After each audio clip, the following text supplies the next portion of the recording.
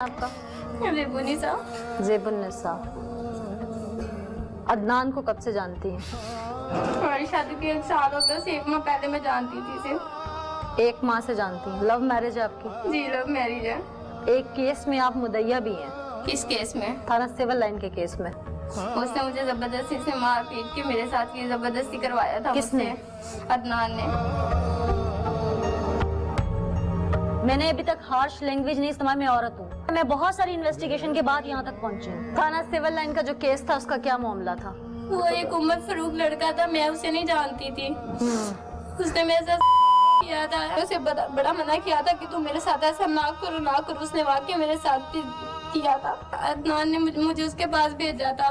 तो उसे जब किया तो उसके पास सिविल लाइन थाने ले गया था। वहाँ की पुलिस को भी इसने पैसा दिया था। मैंने तशवीशी वहाँ के तशवीशी से कहा था, वो जो आदमी इन्होंने मेरा बाप बनाया था, मैंने तशवीशी से कहा था, वहाँ का जो तशवीशी था, क्या बच्चे था तशवीश कर। उसने कहा तुम इसकी बेटी हो। मैंने बातें बहुत उल्ट पुलट कर दी कि इनको किसी बात पे शक हो जाए, ये उस पे FIR ना करवाए, क्योंकि मुझसे जबरदस्ती करवा रहे थे। तो फिर उन्होंने क्या कहते हैं, उन्होंने मेरी कोई भी बात नहीं सुनी। उन्होंने पर्चा दे दिया तशवीश। अब था सिविल लाइन थाने जाके वहाँ से पूछ। कौन था? मुझे नहीं नाम पता किसी का। कुछ शक्ल देख लूंगी तो पहचान जाऊंगी। वहाँ के मैंने बात उल्ट पुलट भी की थी कि वो शायद पहचान सा है कि इसकी बेटी नहीं है। तो फिर उन्हें क्या कहते हैं, उन्होंने क्या कहते हैं, वो पर्चा दे दिया था उस पे ना। तो रेप का पर्चा? हाँ रेप का पर्चा उसे दे दिया था। 1 माह वो जेल में भी रहा है। मैंने बहुत मिन्नतें की थी कि उसको निकलवा दो जेल से। जब तुमने जबरदस्ती मुझे खुद करवाया तो वो जेल में क्यों सड़ रहा है? हाँ। तो फिर उन्होंने कहा था कि उन्हें क्या कहते हैं, वो हम अभी सुलह नहीं करेंगे, हम अभी सुलह नहीं उनसे करेंगे। इसने मेरा मोबाइल भी बंद किया हुआ था, मकान भी चेंज कर लिया था। मेरी फैमिली से किसी से भी मेरा राब्ता नहीं होने दिया था उन दिनों में। जब मुझे DNA के लिए भेजा लाहौर, तो वहाँ पे डॉक्टर ने जब पूछा कि तुम इसे जानती हो, मैंने कहा था कि शायद मेरा शोहर इसे नहीं छुड़वाने देगा। जब मेरे शोहर ने मुझे खुद भेजा था तो उसका कोई कसूर नहीं था। फिर मैंने वो DNA डॉक्टर, आप वहाँ से जाके पूछ भी सकते हैं, जब उन्होंने पूछा कि तुम इसे जानती हो, मैंने कहा मैं इसे नहीं जानती। मैंने साफ लफ्जों में उसे कह दिया था। तो फिर उसने कहा कि बीबी तुमने तो इसमें लिखा है कि ये ऐसे तुमसे शादी का वादा ये वो कर रहा था। फिर मैं चुप करके मैंने वो जो उसने ऊपर लिखा हुआ था कागज के, मैंने कहा जी ऐसे ही है। उसके बाद फिर इसने मुझे फोर्स किया था। किस बिहाफ पे फोर्स करता था आपको? इसने कहा था कि तुम ऐसा काम करो। मैंने कहा था मैं ऐसा नहीं कर सकती, मेरे पीछे फैमिली है, मेरी फैमिली को पता चल गया तो मुझे जान से ही मार देंगे कि हमने आज तक ऐसा ना कोई घटिया काम किया, ना ही हमें ऐसी घटिया जरूरत है। इसने कहा था मैं तुम्हें जान से मार दूंगा, तुम्हें जलील करूँ। जिस सिविल लाइन के केस में आपको मुदय्या बनाया था, उस शख्स से कितने दिन आपकी गुफ्तगू पहले फोन पे होती रही? मेरी फोन पे गुफ्तगू नहीं होती थी, यही करता था मैं। देखे शख्स के पास चली गई उस दिन इसके कहने पे? इसने मुझे बहुत मारा था और मेरे पास और कोई चारा नहीं था। इसके पास इसने मेरी पिक्स वगैरह बनाई थी। इसने कहा था मैं फेसबुक पे दे दूंगा और मैं कहूँगा कि इसने खुद ही ऐसी अपलोड की है तो मैं कहीं का नहीं छोड़ूंगा। इसने मेरे साथ बहुत ज्यादतियां की है। मैं तो कहती हूँ इसे जिंदगी भर भी जेल से मत छोड़ना। आप थाने में खुद क्यों नहीं चीख के बोली कि मेरे साथ ज्यादती हो रही है? वालदा तक आपकी रसाई नहीं थी, फोन बंद था आपका, पुलिस वाले इनके साथ है तो मैं क्या करती? जब मैंने तशवीश को साफ लफ्जों में कह दिया था ये जो असल में मेरा बाप बना पड़ा है, इसे आप पूछे कि मैं इसकी बेटी हूँ कि नहीं। अदनान से कैसे मुलाकात हुई थी आपकी? हमारी शादी की थी ना, तो उनकी डेथ हो गई थी, पटवारी थे, उनकी पेंशन वगैरह भी नहीं। वो इधर जाती थी AC के दफ्तर में, अबूजर लीडर था। अपने ना मामा की फाइल आज से 2 साल पहले तक की बना के रखी है। इतनी ने साइन वगैरह कर दिए थे। इसने ना मामा से कहा कि आप ना मुझे अपनी बेटी का रिश्ता दो, मैं फिर पेंशन के कागज भेजूंगा।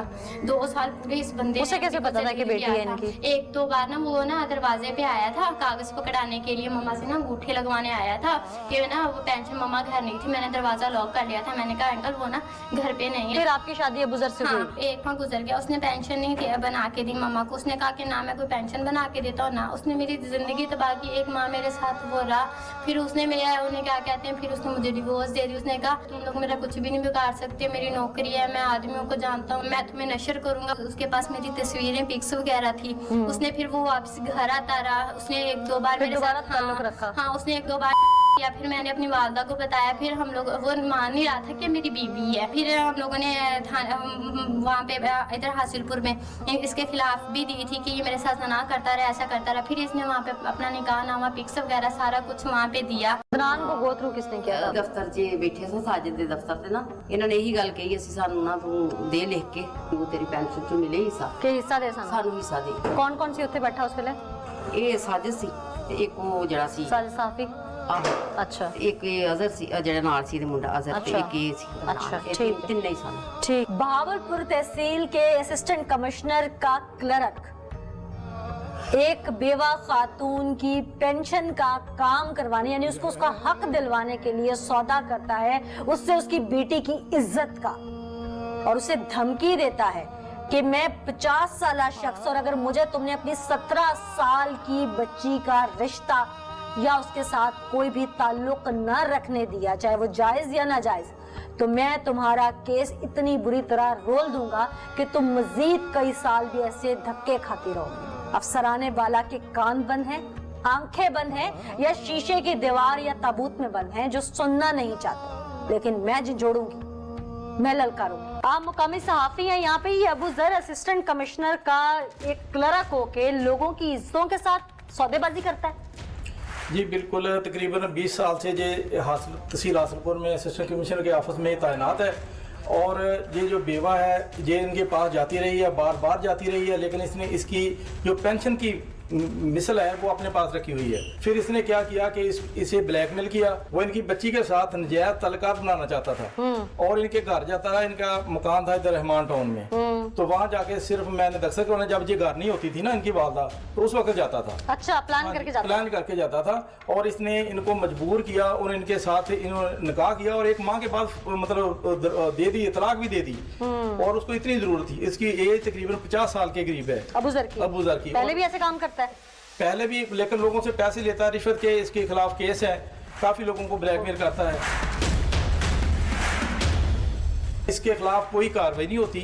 क्या डीसी से लेके एसी तक सब मिले हुए हैं इसके साथ? बिल्कुल सब मिले हुए हैं जी। इनके खिलाफ जब भी हम आवाज उठाते हैं तो ऊपर से हमें मतलब दबाव डाला जाता है, फोर्स किया जाता है, जो सियासतदान है जी जहाँ के। मामूली से क्लर्क के लिए कोई सियासतदान क्यों जोर डालेगा? बात समझ नहीं आई मुझे।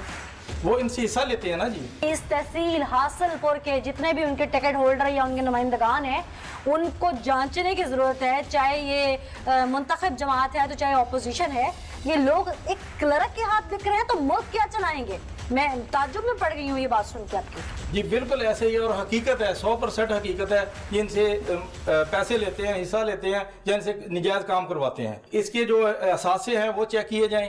अबू जर के इसने लाहौर में अपने मतलब कोठियां ली, खरीद की हुई हैं। अच्छा। हाँ जी, और वो मेरा ख्याल करोड़ों में होगी, और इसने रकबा भी बनाया हुआ है। 3 गाड़ियां इसके पास।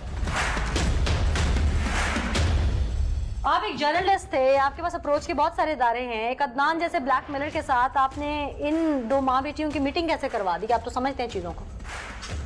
ये वैसे ही बैठे हुए थे जी, तो उन्होंने कहा जी हम बहावलपुर से आए थे किसी गाड़ी के सिलसिले में, उनकी कोई गाड़ी थी इधर, उस सिलसिले में आए थे। तो उन्होंने कहा जी हम इनका काम करवा देंगे, हमारा वकील भी अपना है, फ्री वकील करके देंगे, तो हम इनका फ्री केस लड़ेंगे। आप अदनान को पहचान नहीं सके? मेरी उसके साथ इतनी मुलाकात नहीं थी।